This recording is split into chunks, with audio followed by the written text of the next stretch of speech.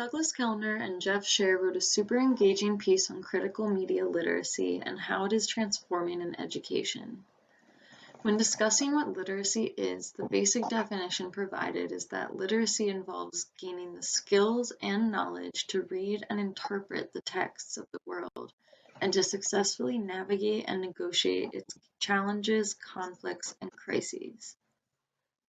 Something I strongly agree with is when authors Kellner and Scher discuss the socially constructed forms of communication, such as the internet and social media, and how those are changing and evolving the meaning of literacy and what it means to be literate.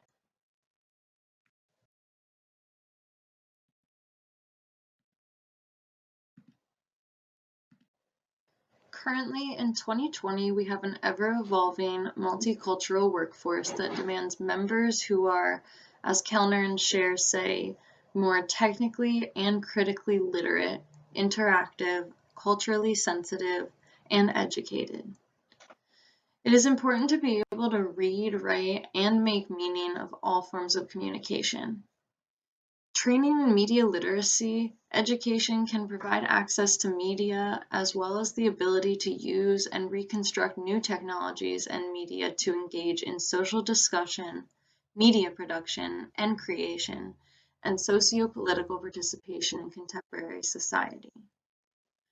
Most of our schools have yet to implement a formal media literacy education program.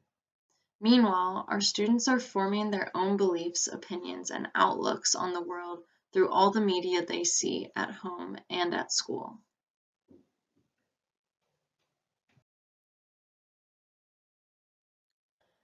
There is expanding recognition that media representations help construct our images and understanding of the world, and that education must meet the dual challenges of teaching media literacy in a multicultural society and sensitizing students and publics to the inequities and injustices of a society based on gender, race, and class inequalities and discrimination.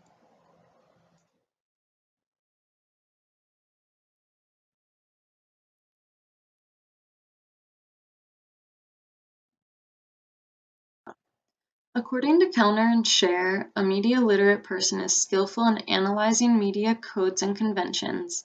They're able to criticize stereotypes, values, and ideologies, and they're competent to interpret and create multiple meanings and messages. So there's so many reasons why teaching students these skills is important. However, one of the most beneficial ways critical media literacy can be taught is if it's used in a positive way to teach social justice topics such as racial diversity, problems of discrimination and oppression, and topics on class or gender. It's also beneficial when these topics are discussed and taught through forms of media students often see.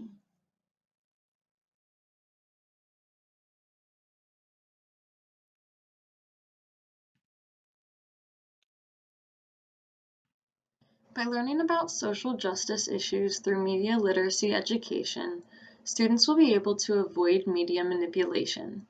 They'll be able to use media in constructive ways, and they'll be able to develop skills to create responsible citizens who are motivated and competent participants in social political life.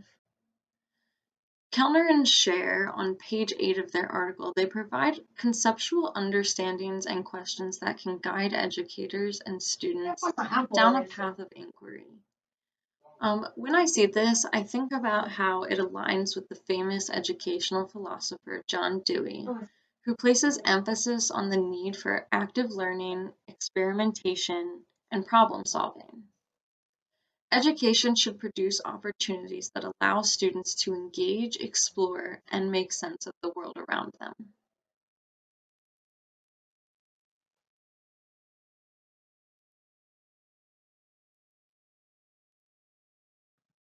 Paulo Freire is well known for his use of literacy to free people from oppression.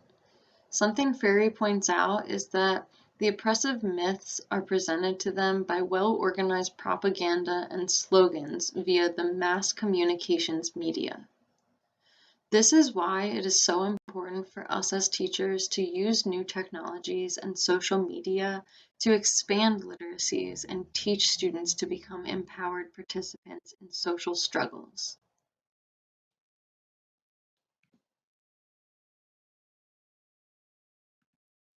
Critical media literacy is a pedagogy that guides teachers and students to think critically about the world around them.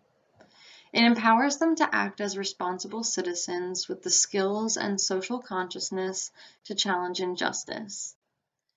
Teaching using critical media literacy allows educators and students to change their mindset about teaching and learning, and see it as a political act of consciousness raising and empowerment.